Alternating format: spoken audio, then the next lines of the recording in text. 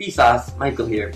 You know the five senses: smell, sight, taste, touch, and sound.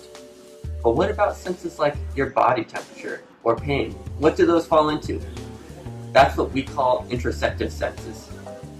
Interoceptive senses tell us what's going on inside of our body, and they're separate from exteroceptive senses, like the five traditional ones.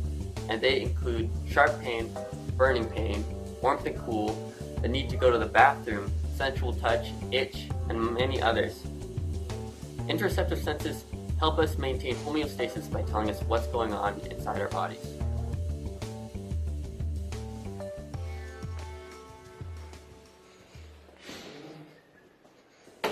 Now we're going to go over how interoception works. In primates, interoception originates from tissues that correspond to the specific senses that they send to the brain. For example, tissues in the skin send a signal to the brain telling your body how your skin is feeling. These messages are sent to a very specific part of the brain, which is known as the interoceptive cortex and the insula. This is known as a homeostatic pathway, a system that is made to maintain homeostasis. The research behind interoception originated in the 60s when there was animal conditioning. And the way that this conditioning worked was that a dog had its stomach stimulated when it was given food. Eventually, after some conditioning, the dog was responding to the food by salivating just by the stimulation of the stomach, not by seeing, smelling, or hearing the food in any way. So none of those five traditional senses. In this way, scientists were able to separate the stomach stimulation as an interoceptive sense separate from exteroceptive senses. In non-primates, these interoceptive pathways are much less developed, and because of this, a lot of interoceptive senses are reflexive. This is associated with less emotional development because interoceptive senses are often seen as the foundation for emotional responses. Vsauce, Michael here.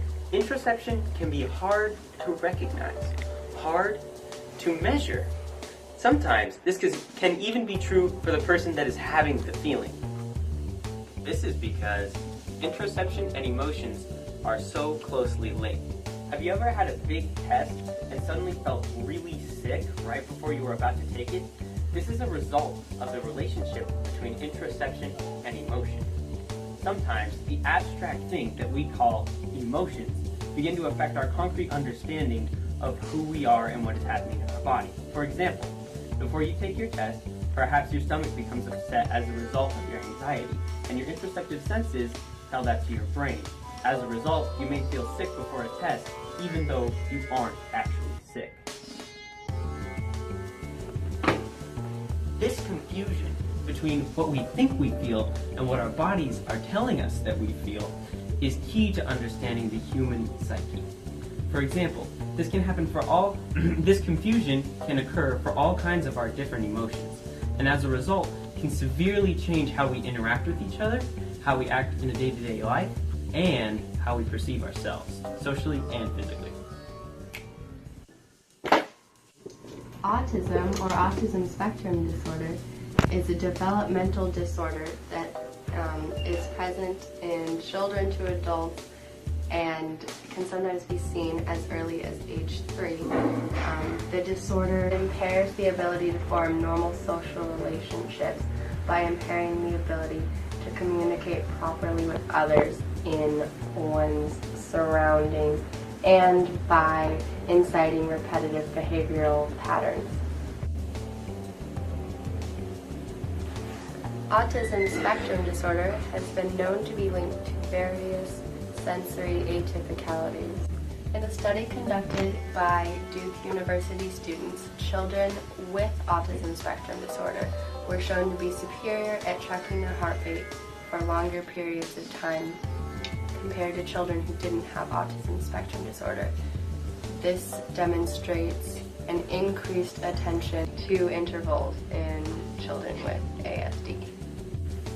This would in turn impair the child's ability to assign salience to socially relevant ideas in the environment, as well as disrupting the sensory attention necessary. The oxytocin controls the interoceptive signals and in turn is also responsible for complying a generative model of the emotional and social self.